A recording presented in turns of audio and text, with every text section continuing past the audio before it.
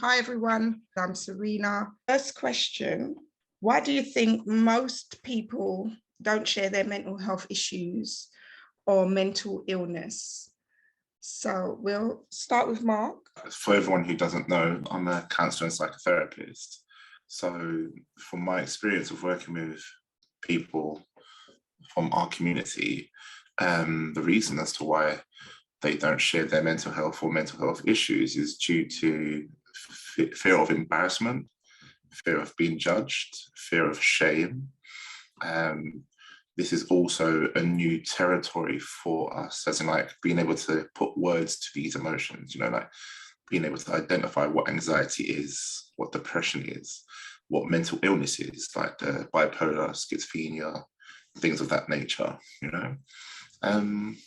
What else is there? And I think that's a lot to do with our culture and our history. Like we've always been having to keep things moving to survive. We haven't had a chance to slow down and be able to actually explore how we've been feelings. Like unless it's stopping me from going to work tomorrow, then I'm okay. I should be able to keep going.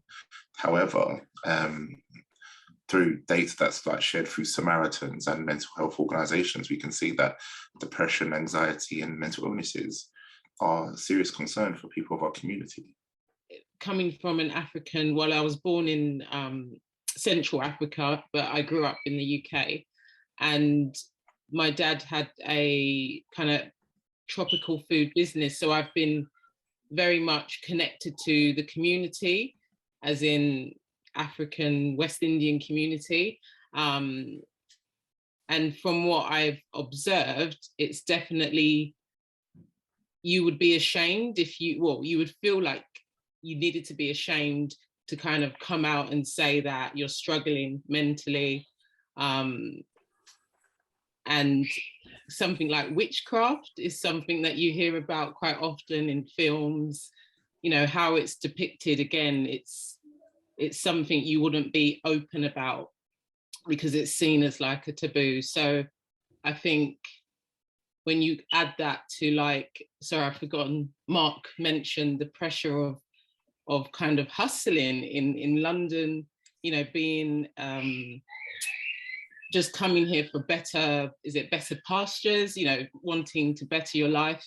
There's just a pressure to constantly work and keep up with what you've got to support family back home, you've got to support yourself. So economic pressures, it's a lot to carry, along with the history of what we grow up with, kind of thing. I don't know if that makes sense.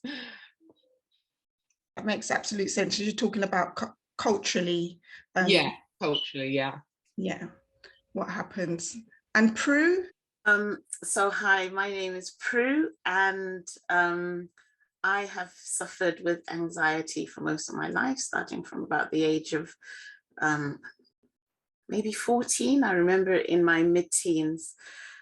And so I've had a lot of time to think about this. I'm also from an African background, spent most of my formative years in Southern Africa. And the way I've come to summarize it over time from the perspective of a Black African woman is, for one reason or another, whether it's perception or the real world that we live in, we feel or believe that we don't have the same rights as everyone else. And I'll explain that. Things as simple as the right to me time, which is something very important for good mental health, okay, is something that for a lot of Black African women is a luxury. You don't get to have me time. You've got children, you've got an extended family, and you've got a job.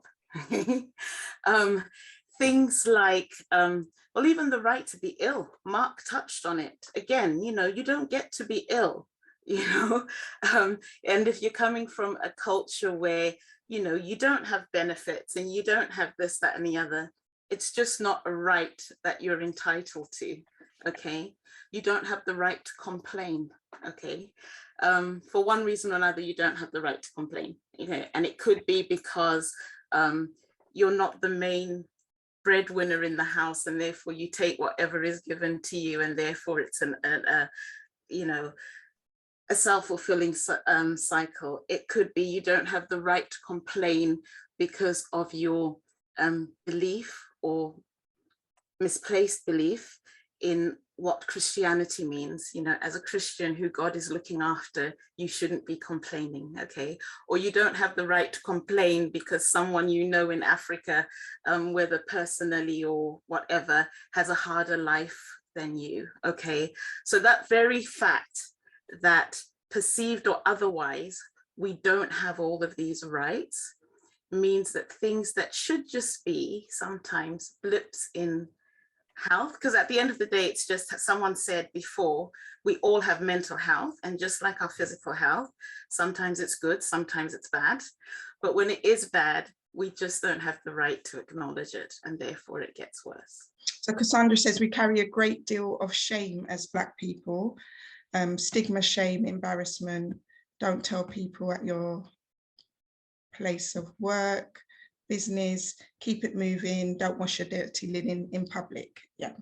And on our last event, we had a long conversation about the stigma around mental health. And like Nina was saying earlier about the cultural issues and yourself, Prue, that's what comes to mind when you think about sharing things around mental health. Andrea Burrows, she said, I think that Black clients should be entitled to have a practitioner that looks like them. However, not all Black clients want to see a Black therapist for their own reasons and have to accept that, as long as a client has a good relationship with their therapist and can feel okay in a safe space. Another comment from Philip, as has already been mentioned, it may be taboo issue of pride, fear of being labelled as mad. I totally agree with Cassandra. I think it's that whole sort of old school upbringing of you keep your business to yourself. You don't want to make it seem like you need support or need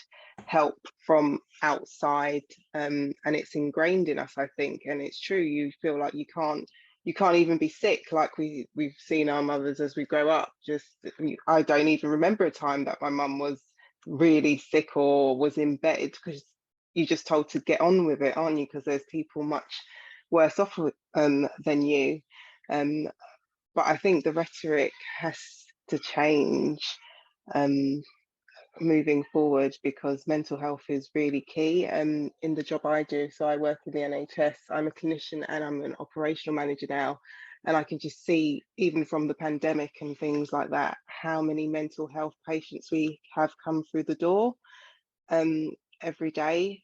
So I do really think the rhetoric needs to change, and I think this platform is really important to have these discussions, and it will help a lot of people. There's a lack of knowledge. Who else feels that is an issue here? Yeah, I suppose just on that, like knowledge and that on mental health, I feel like because I suppose we're so ingrained in our day-to-day, at times it's just, when something physically takes hold of you, you can go to your GP and hopefully they'll listen to you, they'll try and diagnose you and say, oh, you need this medication for this cold or whatever it is. And we can do the same for our mental health. They will listen to you and they'll try and see if they can prescribe you something. But outside of your general practitioner or the National Health Service, I've noticed that some people do not know where to go to be able to identify what mental health is or what mental illness is. And on top of that, it's not knowing where to go, I suppose, to find out the impact of what someone's anxiety will do to them, or the impact of what depression is, and things of that nature. So for me as a therapist, I would use psychological questionnaires and tools to be able to gauge how serious it is, how severe the anxiety is, or how severe the depression is. But I suppose as Black people, we rely very heavily on our pastors, our priests, our imams, our babalawes, I can never say that word, as well as like coping habits like music, substance use, and things of that nature. So The information is there, but I suppose it needs to be promoted. There's certain channels that we can access, but we just may not know of it as well. We need to improve on that. Greetings, everyone. I'm in agreement with what most people are saying, but one of the reasons I think that people don't access therapists, whether Black or not, is that they don't realize that they've got a mental health issue. Growing up and living as I would say, an African Caribbean person in Britain, in the Tulsa Brixton area, we had to navigate a lot of things in terms of police brutality, racism. There was a lot of stuff going on, continual fights, you know, and having the conversation with our parents, how to conduct ourselves on the roads, how to dress, how to look. That's a lot of things from a young age that we're navigating. And we don't realize that all of these things are being compounded day by day by day. Just from a very young age, you're told to walk a certain way, look a certain way, don't walk that way, don't stand too long here, don't congregate because it's a gang if you're together, you know, watch how you speak to people, everything, even from there, right the way through our careers in the workplace, even if you're in a senior position, it's just compounded one thing after the other, And then after a while, you know, you don't realize that you are always anxious. You're always worried about how you sound, how you look. You know, do people, you know, respect you as a professional? It's a daily thing that we have to navigate. And I think that when we come to the knowledge, you know, sometimes we have to admit that sometimes there are things that are going on that we can't compartmentalize. Sometimes there is a time when we have to be in a space where we have to outpour. Just like Mark say, we speak to our pastors, we speak to our families, but sometimes there are certain things that you need to speak about away from your family, some things that you want to expose that you don't want to expose to your family members, but the shame of embarrassment of, you know, family business is family business, you know, you keep it to yourself, you don't expose yourself to the wider community because it's looked as a form of weakness. I think that from now, looking at therapy is a position of strength, is a position of self-care, is a position of moving forward and deciding what your life is going to look like and taking charge and ownership of what your life is going to look like. So mental health or mental illness is a serious thing that we really need to address and in the wider community and how we can support in terms of therapy. Thank you all. Other thing is like, you know, how removing that kind of stigma when we think about our bodies, physical, we feed ourselves, we make sure we have a good intake of liquid, we exercise, you know, we do all these things to take care of our physical well-being, but our mind is part of that. And so, you know, separating mental health from your physical health, sometimes people see it as a completely different thing. If you're not caring for your mind the same way you care for your body, then obviously things can go wrong.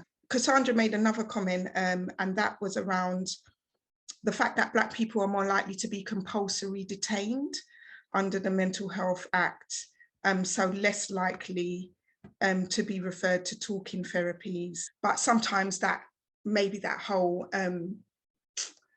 step is missed with Black people. How do you feel about that? Yeah, so I agree completely with that point. And again, I think one of the ways I've summarized that over the years is we have a lack of people who we can trust. And that trust isn't necessarily trust in the wider sense, because there are people who we trust with other things, but we can't trust with telling about our mental health. Okay, and sometimes that's some of the people closest to us. So yeah, so we have a shortage of people who we feel we can trust to have these conversations with for a number of reasons. And that takes me back to the very first question on the call. Do I think that I should be entitled to ask for a Black therapist? Well, absolutely, because already a lot of my experiences give me a larger distrust to people who don't look like me. there's a comment from Kwame. It says there's a lack of knowledge around different expressions of stress and mental ill health. And there's also a lot of shame around being weak. Conversations around mental health, ill health is uncomfortable across different communities. Brilliant.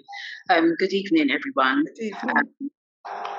Yeah, I'm in Ghana at the moment. I've been in the UK for a number of years. I was working for over 11 years with young people in a therapeutic way from in South West London.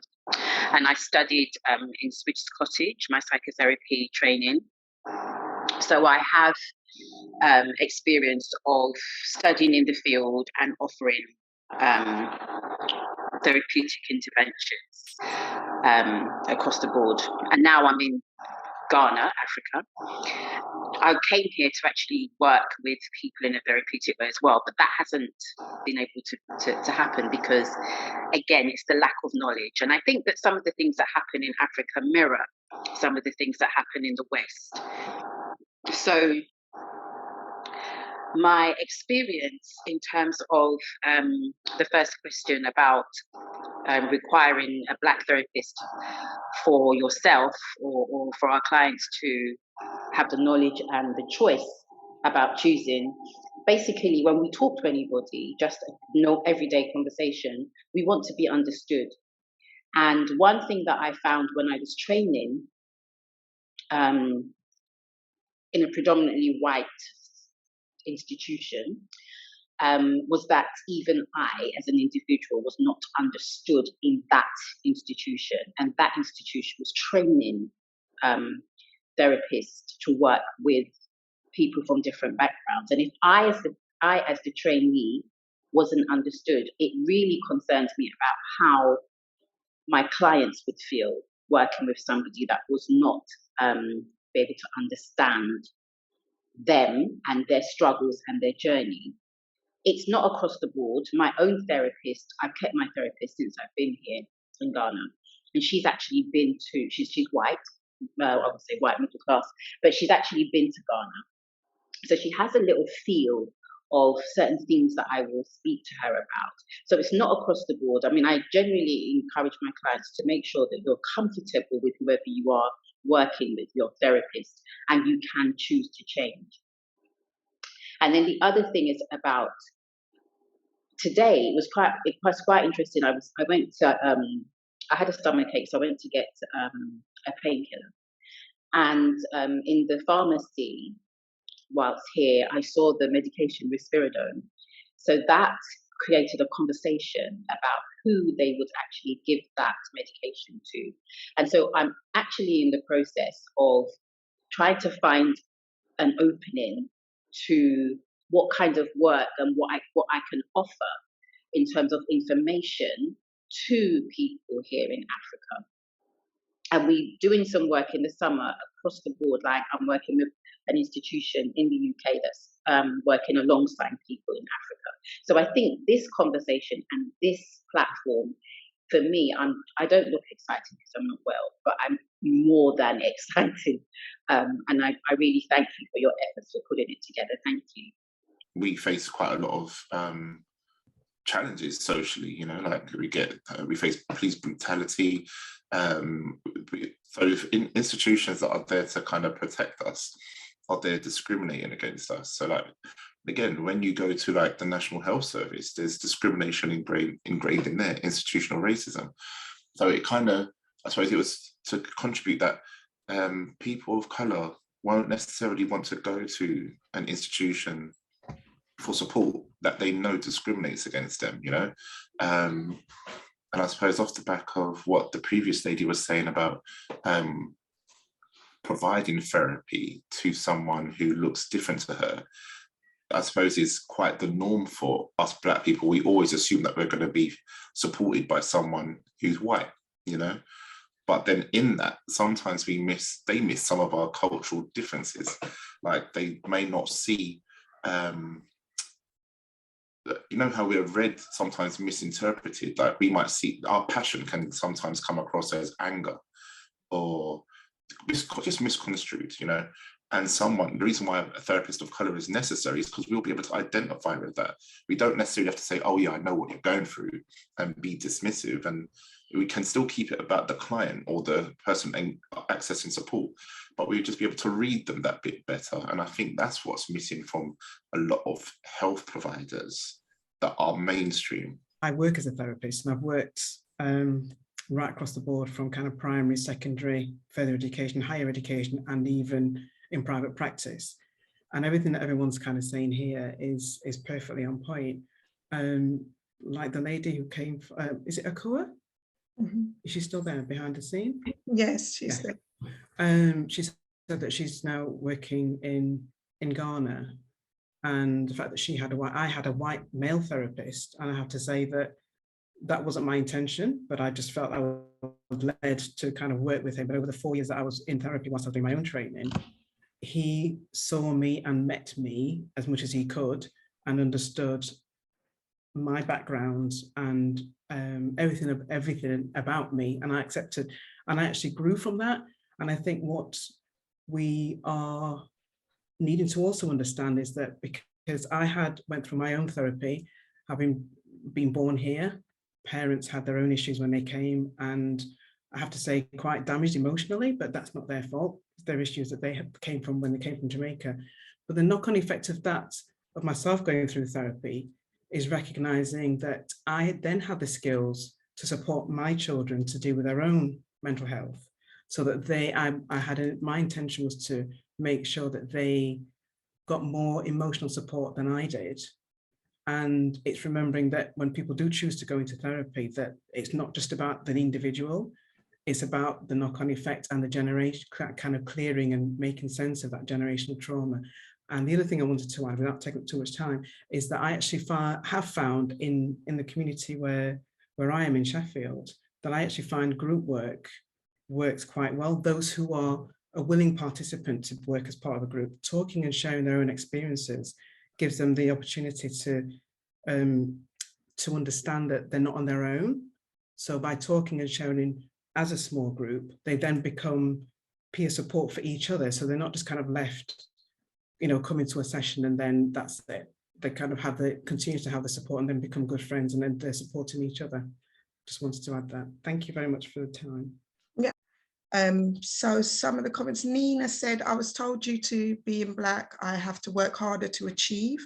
The pressure is definitely on to just constantly push yourself and not find time for yourself. Kwame spoke about mental health exists on a continuum, and we need psychological education and awareness to help at different points of the continuum. Martin says, historically, there have not been safe spaces created for Black people to express emotions and show vulnerability. Unconscious and conscious bias will promote a strong Black people who are not allowed to embrace vulnerability. Culturally and institutionally, it does not always fit the narrative. Also, we have been let down by some health services and sometimes receiving a lower standard of care in comparison to white patients. And Mike said, I would like to add, there are also segregation within the same establishments that are meant to help you. So I agree, we need our own therapist actually to give us real diagnosis. And we see that a lot, don't we, across the Black community, that lots of people are misdiagnosed, which doesn't help, or wrongfully medicated, that kind of thing. So it is a big issue. Joyce says, the messaging to educate should be delivered by trusted people, community leaders, church leaders, etc. Collaborative working to help people understand what mental health issues are and having a safe space to explore. Georgia, I agree with Kwame, we need to educate our children so they know better about mental health, different types of mental health, what support is out there, normalize the conversations around mental health as best we can, starting in our own homes, absolutely. So self-education and then further educating our families and friends is really important.